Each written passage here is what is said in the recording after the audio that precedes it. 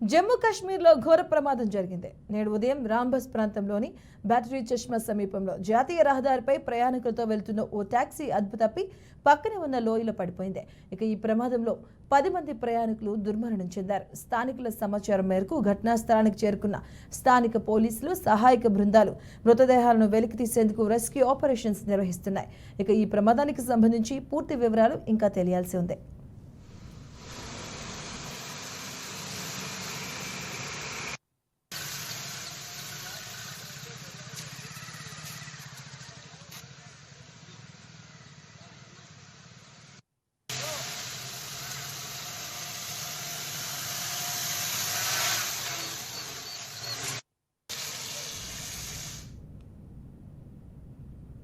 జమ్మూ కాశ్మీర్లో ఘోర ప్రమాదం సంభవించింది. నేడు ఉదయం రాంబస్ ప్రాంతంలోని బ్యాటరీ చష్మా సమీపంలో జాతీయ రహదారిపై ప్రయాణికులతో వెళ్తున్న ఓ టాక్సీ అదుపు తప్పి పక్కనే ఉన్న లోయలో పడిపోయింది.